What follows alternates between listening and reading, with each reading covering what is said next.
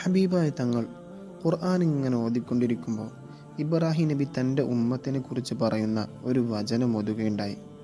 എൻ്റെ ഉമ്മത്തിൽ നിന്നും എന്നെ തുറന്നവർ എന്നിൽപ്പെട്ടവനാകുന്നു. എനിക്കെതിരെ പ്രവർത്തിച്ചവർ റബ്ബെ, തീർച്ചയായും നീ മാപ്പ് നൽകുന്നവനും കരുണ കാണിക്കുന്നവനുമാണ്.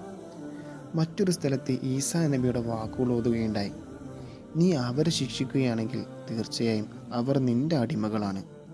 ഇത് കണ്ട തിരുനബി കൈ ഉയർത്തി അള്ളാഹുവിനോട് പറഞ്ഞു, അള്ളാഹുമ്മ ഉമ്മത്തി, അള്ളാഹുമ്മ ഉമ്മത്തി, അള്ളാഹുവേ എൻ്റെ ഉമ്മത്ത്, അള്ളാഹുവേ എൻ്റെ ഉമ്മത്ത്.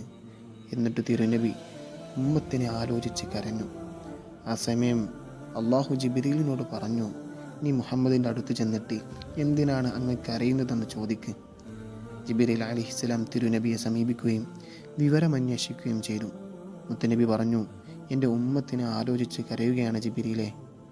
ആ സമയം അള്ളാഹു പറഞ്ഞു, മുഹമ്മദിൻ്റെ അടുത്ത് ചെന്ന് പറയേ, അള്ളാഹു നിങ്ങളോട് പറയുന്നുണ്ട്, തീർച്ചയായും അങ്ങയുടെ ഉമ്മത്തിൻ്റെ വിഷയത്തിൽ അങ്ങയെ ഞാൻ തൃപ്തിപ്പെടുത്തും, അങ്ങയെ ഞാൻ ഇടങ്ങേറാക്കൂല നബിയേ.